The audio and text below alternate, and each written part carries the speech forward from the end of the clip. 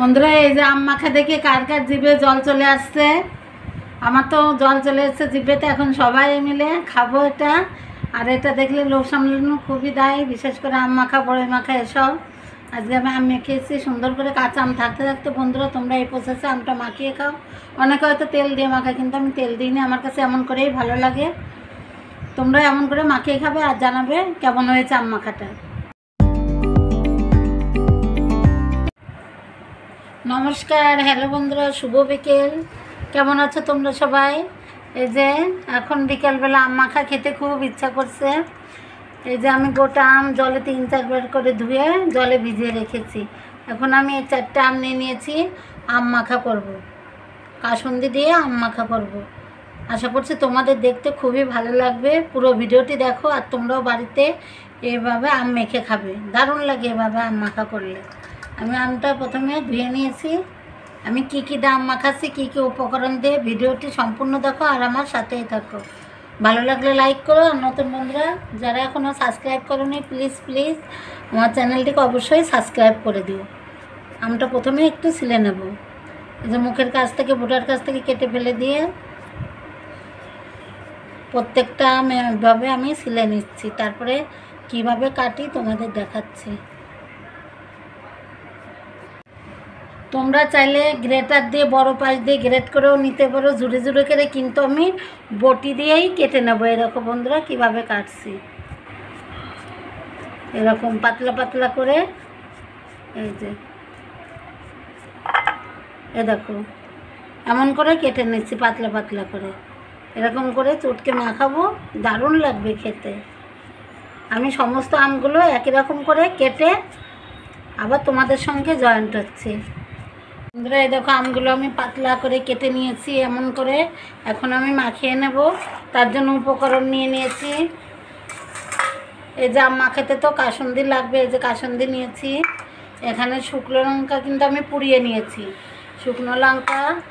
এখানে লেবুর পাতা, এই যে আমার ছাদ বাগান থেকে নিয়ে এসেছি লেবুর পাতা। এখানে আছে লবণ আর চিনি। এসব উপকরণ দিয়ে আমি মাখিয়ে নেব আমটা। প্রথমে আমি লবণটা স্বাদ মতো দিয়ে দিচ্ছি। লবণটা দিয়ে দিলাম। এবার আমি লঙ্কাগুলো লবণের ভিতর সুন্দর করে ভেঙে নেব।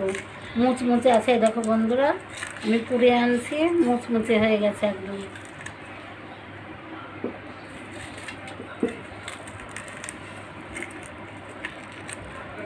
মরিচটা আমি লবণের ভিতর দিয়ে আমের ভিতর গুঁড়ো করে ভেঙে নিয়েছি।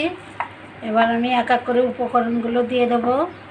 প্রথমে দিয়ে দিচ্ছি এই লেবুর পাতাগুলো, কিন্তু আমি কুচিয়ে রেখেছি বন্ধুরা। আর এই যে কটা গোটা রেখেছি এটা গার্নিশিং করার জন্য। লেবুর পাতা দিলে হয় কি ভালো একটা সেন্ট হয়, সুগন্ধি হয়। লেবুর পাতা দিয়ে দিলাম। এবার দিয়ে দেব কাসুন্দিটা। এই কাসুন্দিটা দিয়ে দিচ্ছি।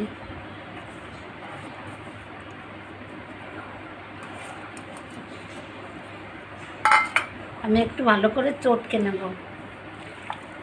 মাখার ভিতরে আমি 1 চামচ চিনি দিয়ে দিচ্ছি, তাহলে টেস্টি হবে খেতে, টক টক আম ভালো লাগবে।